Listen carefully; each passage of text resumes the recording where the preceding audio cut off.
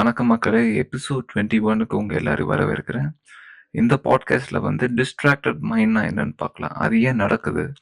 அதுக்கு என்னதான் வழி? அதுக்கு ரெமெடிஸ் என்னதுன்னு பார்க்கலாம். நீங்க எப்பயாவது யோசிச்சிருக்கீங்களா? டிஸ்ட்ராக்டட்ங்கிற மைண்டுங்கிறத வந்து இயல்பான விஷயம் நம்ம நெனச்சுக்கிட்டு இருக்கோங்க. ஆனா மைண்டோட இயல்பான விஷயமே ஒரு இடத்துல ஃபோகஸ்டா இருக்கிறது தான். இப்ப கூட டிஸ்ட்ராக்ட் ஆவும்போது கூட அது ஃபோகஸ்டா தான் டிஸ்ட்ராக்ட் ஆகுது. ரொம்ப வேடிக்கையா இருக்குல்ல? ஃபோக்கஸ், டிஸ்ட்ராக்ஷன் அப்டின்னா என்னன்னு தெரிஞ்சுக்கலாம். ஒரு விஷயத்துல இருந்து நீங்க மத்த எல்லா விஷயத்தையும் நீங்க பண்றீங்க. யூ ஆர் அன்ஃபோகஸ்ட்னா நீங்க எல்லா விஷயத்தையும் எடுத்து பண்றீங்க. ஆனா நீங்க நல்லா யோசிச்சு பார்த்தீங்கன்னா, உங்க பிரெயின் ஒரு நேரத்துல ஒரு விஷயத்த தான் பண்ணுமே தவிர, எல்லாத்தையும் அதால பண்ண முடியாது. நெறைய பேர் அத மல்டி டாஸ்கிங் சொல்லுவாங்க. மல்டி டாஸ்கிங் ஒண்ணு கிடையாதுங்க என்ன பொறுத்தவரைக்கும். வேணும்னா அந்த பிரெயின் வந்து ஃபாஸ்ட்டா அடாப்ட் ஆகுதுன்னு சொல்லலாம். இல்லன்னா ஃபாஸ்ட்டா ஸ்விட்ச் ஆகுதுன்னு சொல்லலாம். ஒரு விஷயத்துல இருந்து இன்னொரு விஷயத்துக்கு ரொம்ப வேகமா ஸ்விட்ச் ஆகிட்டே இருக்கு.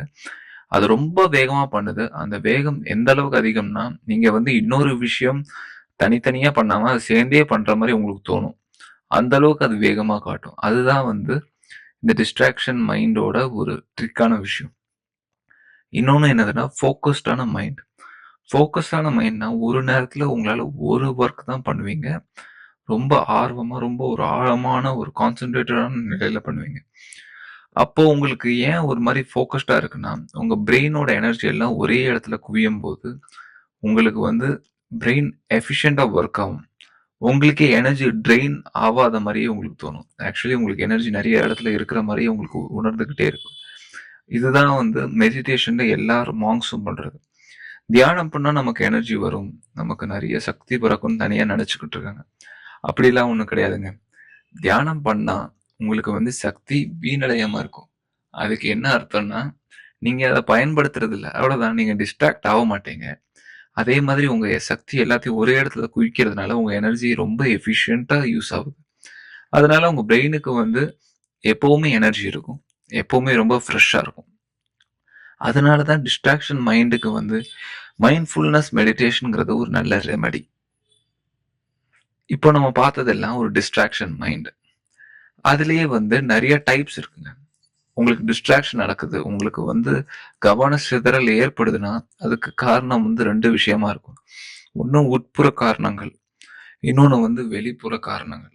உட்புற காரணங்கள்னா, உங்களோட ஸ்ட்ரெஸ், உங்களோட ஓவர் திங்க், உங்களோட மன அழுத்தமும், நீங்க அதிகமா யோசிக்கிறதுனாலயும், உங்களுக்குள்ள நடக்கிற உங்களுக்குள்ள நடக்கிற பாரங்கள், உங்கள நீங்களே வந்து அஃபெக்ட் பண்ணிக்கிறீங்க. அதெல்லாம் வந்து உங்களோட உள்ள இருக்க காரணங்கள். அதாவது இன்டர்னல் ஃபேக்டர்ஸ்ன்னு சொல்லலாம். அடுத்ததா பார்த்தேன்னா, எக்ஸ்டர்னல் ஃபேக்டர்ஸ். அதாவது என்விரான்மென்டல் சவுண்ட், அதாவது நாய்ஸஸ், இல்லன்னா டிஜிட்டல் இன்டரப்ஷன். நீங்க ஃபோன், இல்ல கம்ப்யூட்டர்ஸ், இல்ல லேப்டாப்ஸ் எது மூலமா ஒரு டிஜிட்டல் ப்ராடக்ட் கன்சியூம் பண்றீங்கன்னா, அது மூலமா வர இன்டரப்ஷன் தொந்தரவுகள் தான் வந்து எக்ஸ்டர்னல் ஃபேக்டர்ஸ். இந்த 2 தான் டிஸ்ட்ராக்டட் மைண்டுக்கு வந்து முக்கியமான காரணமா இருக்கும். இதுக்கான ஒரு சின்ன ஒரு நோட் இல்லன்னா வந்து ஒரு ஹிண்ட் சொல்றேன். இந்த டிஸ்ட்ராக்ஷன் மைண்ட் உங்களுக்கு இருக்கா இல்லையாங்கிறத நீங்களே கண்டுபிடிப்பீங்க. நீங்களே தெரிஞ்சுப்பீங்க. ஒரு உதாரணம் பார்த்தீங்கன்னா, நீங்க ஒரு விஷயத்த பண்ணும்போது, திடீர்னு அதுலருந்து ஒரு கொஞ்ச நேரம் உங்களுக்கு பிளாங்க் அவுட் ஆன மாரி ஒரு ஃபீலிங் இருக்கும். அதுக்கப்புறம் திடீர்னு நீங்க வந்து ஒரு டே ட்ரீமிங்கான ஸ்டேஜுக்கு போவீங்க. ஒரு பாண்டரிங்கான ஸ்டேஜஸ் இல்லன்னா வந்து முக்கியமா சொல்லணும்னா, நீங்க ஒரு வாகனத்துல போய்க்கிட்டு இருக்கீங்க. ஆஃபீஸ்க்கு, ஸ்கூல் இல்ல காலேஜ் ஒரு இடத்துக்கு போறீங்கன்னா, திடீர்னு ஒரு சில இடத்துல பார்த்தீங்கன்னா, உங்களுக்கு எப்படி அந்த இடத்த தாண்டி வந்தீங்கன்னே உங்களுக்கு ஞாபகம் இருக்காது. அதுக்கு முக்கியமான காரணம் உங்களோட டிஸ்ட்ராக்ஷனான மைண்ட் அது ஆக்டிவா இருந்திருக்கு. உங்களுக்கு டிஸ்ட்ராக்ட் ஆயிருக்கு. ஸோ இந்த டிஸ்ட்ராக்ஷன் வந்து உங்கள அறியாமலே நடந்திருக்கு.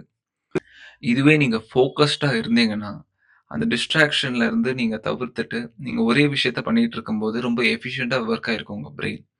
ஆஸ் யூசுவல் நான் இதுக்கு முன்னாடி சொன்ன வீடியோஸ், இதுக்கு முன்னாடி சொன்ன பாயிண்ட்ஸ் மாதிரி.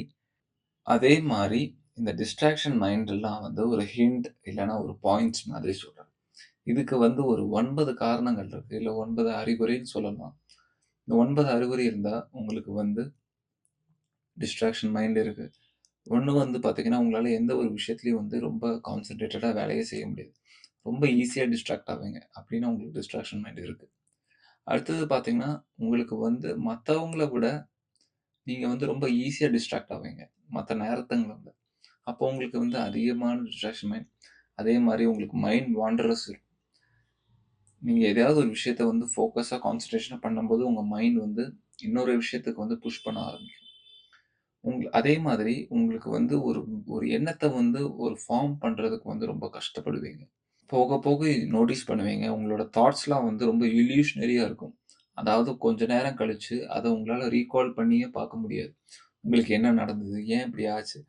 கிட்டத்தட்ட ஒரு எக்ஸ்ட்ரீம் அம்னீசியா பெர்சன் மாரியும், இல்லன்னா வந்து ஒரு short term memory loss person மாரியும் நடந்துப்பீங்க. இப்படிலாம் இருக்கிறது வந்து உங்களோட டிஸ்ட்ராக்ஷன் மைண்டுக்கான அறிகுறி. ஸோ, நான் முதல்ல சொன்னது டிஸ்ட்ராக்ஷன் மைண்ட்னா என்னது? அதுக்கான அறிகுறிகள். அத எப்படி நம்ம தீர்க்கிறதுங்கிறத பார்க்கலாம். 1 எக்ஸ்டர்னல் ஃபேக்டர்ஸ உங்களால முடிஞ்ச அளவுக்கு கட்டுப்படுத்தணும். அது உங்களோட கண்ட்ரோல்ல கிடையாது.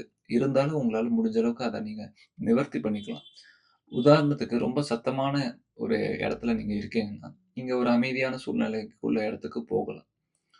எல்லா நேரமும் உங்கள எதிர்பார்க்க சொல்லல. ஆனா ஆரம்ப கட்டத்துல அந்த மாரி சூழ்நிலையில உங்கள பழகிக்கினீங்கன்னா, கொஞ்சம் கொஞ்சமா நீங்க வந்து சத்தமுள்ள இடத்துல வந்து உங்களால பழகிக்க முடியும். அடுத்தது பார்த்தீங்கன்னா வந்து, உங்களோட டிஜிட்டல் இன்டர்ஃபியரன்ஸ் நான் சொன்னேன். உங்களோட டெலிஃபோன்ஸ், கம்ப்யூட்டர்ஸ்லேருந்து நீங்க வந்து கொஞ்சம் தள்ளியே இருக்கணும். அது உங்களுக்கு டிஸ்ட்ராக்ஷன் தருதுன்னா, அத நீங்க வந்து அதுக்குன்னு ஒரு நேரத்த ஒதுக்குங்க. ஒரு நாளைக்கு வந்து குறைஞ்சது 5 மணி நேரம். 5 நிமிஷம் மன்னிக்கவும். இல்ல 10 நிமிஷமோ, இல்ல 1/2 மணி நேரமோ உங்களோட தேவைக்கு ஏத்த மாதிரி. நான் இப்பவும் சொல்றேன் தேவைக்கு ஏத்த மாரி ஒழிய, அதுக்கு அதிகமான நேரம் உங்களால செலவிடவே கூடாது.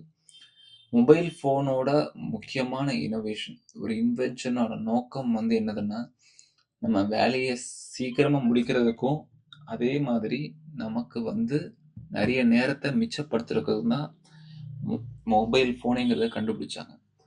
அத நீங்க வந்து எப்பவுமே மறந்துறக்கூடாது.